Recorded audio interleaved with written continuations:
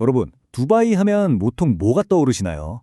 아마 사막 위에 세워진 기적의 도시, 세계에서 가장 높은 빌딩, 막 7성급 호텔 같은 화려한 이미지들이 스쳐 지나갈 겁니다. 그리고 바로 그 바다 위에는 거대한 야자스 모양의 인공섬이 떠 있죠. 정말 인간의 상상력은 어디까지인가 싶을 정도인데요. 하지만 오늘 우리가 깊이 파고들어 볼 이 엄청난 야망의 이면에는 정말 충격적인 진실이 숨겨져 있습니다. 자, 이 프로젝트에 쏟아부은 돈이 무려 100조 원이 넘습니다. 100조 원, 상상이 가시나요? 그런데 이 꿈의 프로젝트가 어쩌다가 거대한 모래무덤이 되어버렸을까요? 심지어 유일하게 완성됐다는 그 섬마저도 지금 이 순간 매년 조금씩 바닷속으로 가라앉고 있다는 사실은 알고 계셨나요? 네, 이게 현실입니다. 정말 야심차게 계획했던 세 개의 거대한 야자수 섬 중에 딱 하나, 팜 주메이라라는 섬만 겨우 완성됐어요. 그럼 나머지는요? 그냥 바다 위에 모래만 좀 쌓아놓고는 그대로 버려졌습니다. 투자자들은 그야말로 수십조를 날렸고 주변 환경은 돌이킬 수 없을 정도로 파괴됐죠. 결국 두바이는 역사상 최악의 부동산 재앙을 맞이하게 됩니다. 정말 도대체 무슨 일이 있었던 걸까요? 이 거대한 비극의 첫 단추를 제대로 이해하려면 우리 아주 근본적인 질문부터 던져봐야 합니다. 아니, 애초에 두바이는 왜 멀쩡한 바다를 메워서 섬을 만들 생각을 했을까요? 1960년도에 석유가 발견되면서 두바이는 그야말로 벼락부자가 됐죠. 그런데 말이죠, 두바이의 통치자들은 한 가지 사실을 너무나도 명확하게 알고 있었습니다. 이 석유라는 게 언젠가는 반드시 바닥을 드러낸다는 걸요. 실제로 주변 다른 나라들이 석유만 믿고 있다가 한순간에 위기를 맞는 걸 똑똑히 봤거든요. 그래서 1990년대부터 결심합니다. 석유 다음을 준비해야 한다고. 그래서 관광, 금융, 부동산으로 경제의 체질을 완전히 바꾸려고 했던 거죠. 그런데 여기서 아주 결정적인 문제에 딱 부딪힙니다. 바로 해안선의 길이였어요. 두바이의 해안선 길이가 고작 72km밖에 안 됐거든요. 이게 어느 정도냐면 서울에서 오산까지의 거리 정도? 세계적인 관광 허브가 되기에는 솔직히 너무나 초라한 길이죠. 왜냐면 결국 사람들이 원하는 건 멋진 바다와 해변이니까요. 그래서 2001년 당시 두바이의 통치자였던 셰이크 모함마드가 정말 대담하다 못해 무모하기까지 한 결정을 내립니다. 바로 이 한마디. 없으면 만들면 된다. 해변이 부족하다고? 그럼 바다 위에 인공섬을 만들어서 해안선을 수백 킬로미터나 늘려버리겠다는 그야말로 이전에는 상상조차 할 수 없었던 정말 엄청난 계획을 발표한 겁니다. 자, 그래서 이 말도 안 되는 계획의 첫 번째 결과물이자 유일한 성공작이 바로 팜주메이랍니다. 이게 진짜 대단한 게 우주에서도 그 형태가 보일 정도라고 하잖아요? 과연 이 기적의 섬은 어떻게 만들어졌을까요?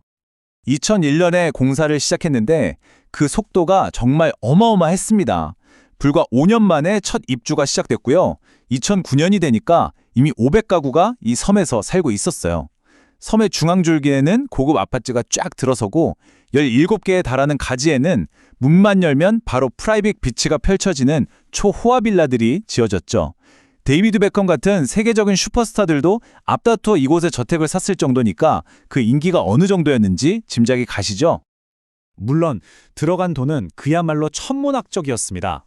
이 팜주메이라 하나를 만드는 데만 무려 120억 달러, 우리 돈으로 약 16조 원이 투입됐으니까요.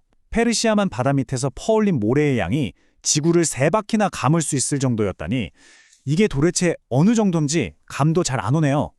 이때까지만 해도 모든 것이 완벽해 보였습니다. 팜 주메이라의 성공에 완전히 자신감을 얻은 두바이는 여기서 멈추지 않고 그보다 1.5배나 더 큰 팜 제베랄리, 심지어 40배나 더 큰 팜 데이라 프로젝트까지 동시에 밀어붙였죠. 하지만 그 누구도 몰랐습니다. 저 멀리 대서양 건너편에서 이 모든 걸 집어삼킬 거대한 폭풍이 몰려오고 있었다는 사실을요. 네, 바로 2008년 글로벌 금융위기입니다. 리먼 브라더스가 파산하면서 시작된 이 위기는 두바이 부동산 시장에 그야말로 직격탄을 날렸습니다. 전 세계 투자자들이 썰물처럼 돈을 빼가기 시작했고 그 결과 팜제베랄리의 부동산 가격은 단 2달 만에 40%가 그냥 증발해버렸습니다. 그야말로 대재앙의 서막이었죠. 결국 2009년 11월 개발사인 나킬의 모회사 두바이월드가 손을 들고 맙니다. 채무 상환을 미뤄달라고 요청한 거죠. 이게 사실상 국가 부도, 즉 모라토리엄 선언이었습니다. 당시 부채 규모가 무려 590억 달러, 우리 돈으로 환산하면 약 70조 원에 달했습니다. 사막의 기적이라 불리던 두바이의 신화가 한순간에 무너져 내린 겁니다.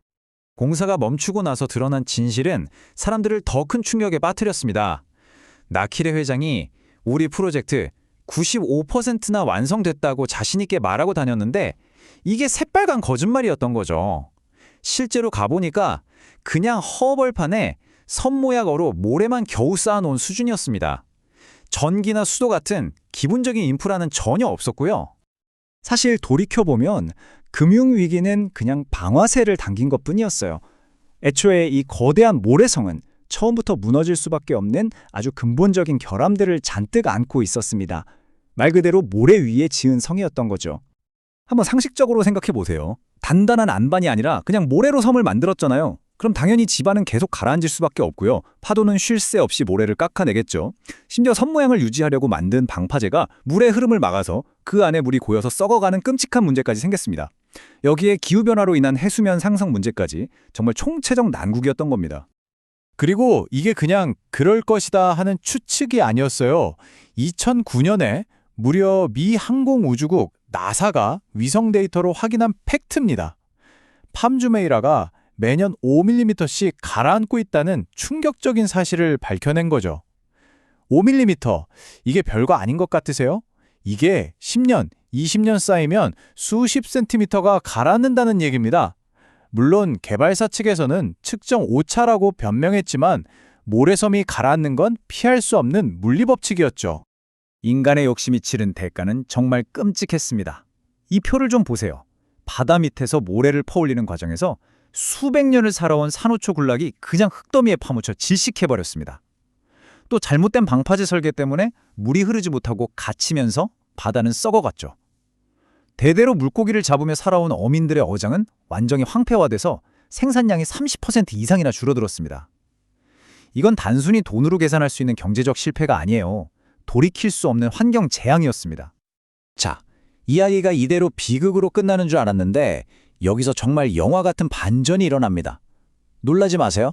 14년 동안이나 모래무덤으로 방치됐던 바로 그 팜 제벨 알리 프로젝트를 두바이가 다시 시작하겠다고 선언한 겁니다. 대체 무엇이 그들을 다시 움직이게 만든 걸까요? 여기에는 몇 가지 복합적인 이유가 있습니다. 첫 번째는 정말 아이러니하게도 유일한 성공작이었던 팜주메이라가 코로나 팬데믹을 거치면서 그야말로 대박을 터뜨린 겁니다. 부동산 가격이 폭등하면서 이런 섬에 대한 수요는 여전히 엄청나구나 하는 걸 증명해줬죠.